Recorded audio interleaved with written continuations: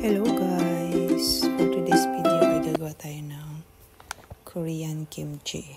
So ayan, nakita nyo guys yung aking mixture dyan. Yung ingredients natin dyan ay luya, sibuyas, bawang na binlender ko siya. Yan ang magiging mixture natin sa ating Korean kimchi. At saka yung ayan yung paste natin na niluto. Pagsasama-samahin natin siya guys. Siya pala guys, hindi ko na nabidyohan yung first step na ginawa ko dahil masyadong mahaba.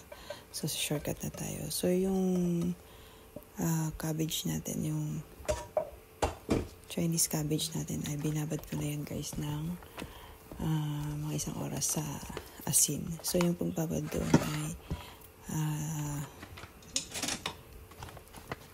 nilagyan natin siya ng maraming asin and then hinugasan hanggang sa malanta siya. So ayan na yung nilagyan ko siya ng Korean chili powder.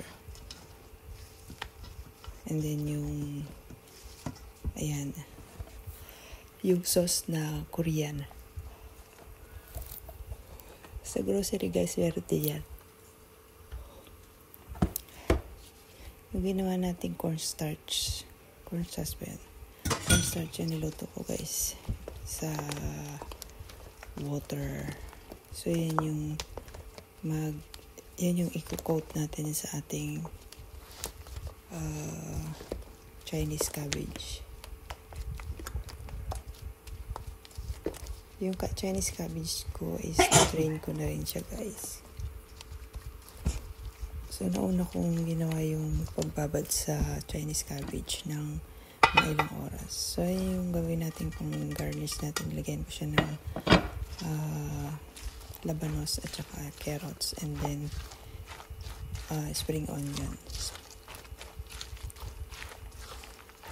So, yung mixture ko dyan guys is parang medyo malapot siya. So, pwede nyo naman siyang dagdagan ng hot water. Kasi yan yung ipapahid natin one by one, layer by layer. Ipahid natin dun sa dahon na sa Chinese cabbage. Kailangan ma-coat natin lahat yung dahon, yung Chinese cabbage natin para maging maganda yung pagka-ferment ng ating Korean kimchi. So yan, timplahan nyo na lang dyan ng asin at sugar. Depende sa niya. Panlasa niya. At depende rin sa inyo guys kung gaano ka kaanghang yung gusto niyo. So ayan siya, ikino-coat natin siya. Kailangan well coat siya guys bago niyo ilagay dun sa container niyo. Ayan, inisa-isa ko siyang i-coat ng ating mixture. Ayan, balot na balot siya. Kailangan ganyan siya para maayos yung pagka-ferment niya, maging pantay.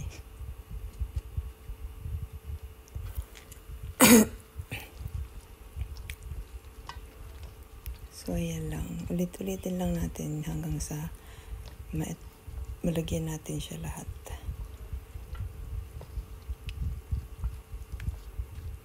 Tapos, everyday guys, pwede nyo siyang ihaluin.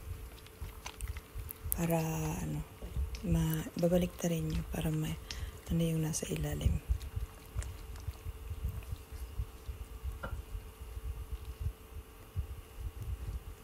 Konti lang yung ginawa ko dyan guys. Kasi, favorite ko ang Korean kimchi. So, gawa tayo ng sarili natin kasi para anytime gusto natin. Kasi maraming gamit ang Korean kimchi. Pwede nyo siyang gawing soup. Ilagay nyo sa soup. Shabu-shabu. Pwede sa noodles. So marami siyang pwedeng paggamitan. Pwede rin nyo siyang kainin na ganyan. Pwede rin lagay sa sandwich. So marami guys. Super siya. Madami pwedeng paggamitan. Kung mahilig kayo sa kimchi. Pero kung hindi naman, ganun talaga. So, ayan na yung last natin. So, matatapos na natin siya. So, ayan, pwede siyang tikman. Kasi crunchy na yung ano natin dyan, guys. Yung pechay, Chinese pechay. Crunchy na siya kasi na ano siya ng asin.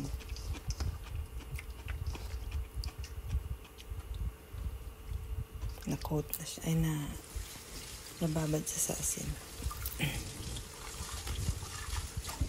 So, ayan. Pwede na natin yan ilagay sa ref. Tapos, everyday, pwede niyo siyang baliktarin. So, actually, maliit yung lalagyan ko dyan. So, nilipat ko yan sa mas malaki para pag kinabukasan, pag binaliktad natin siya, mas madali siyang i-mix.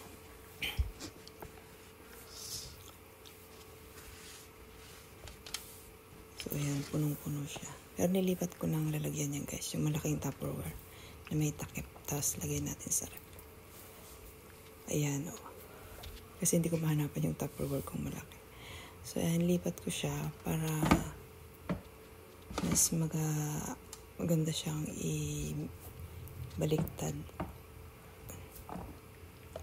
Ma-mix natin siyang maayos pagka habang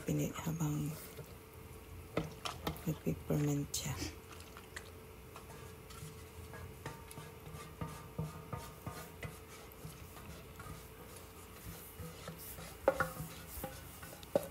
So, ayan lang, guys. Meron na tayong homemade kimchi. So, hindi na natin kailangan bumili. Kasi pag bumili ka sa grocery, maliit lang eh. Parang 2 o 3 kainan mo lang yun. Ubus na. So, ayan. Pwede tayong gumawa ng sarili natin. Lalo na pag panahon ng pechay, Chinese pechay. Yung malalaki siya. Masarap gawing kimchi. So, ayan. Meron na tayong homemade kimchi. Korean kimchi.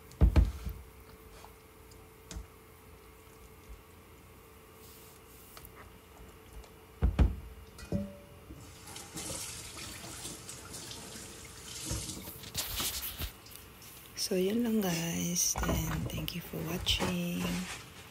And don't forget to like and subscribe my channel.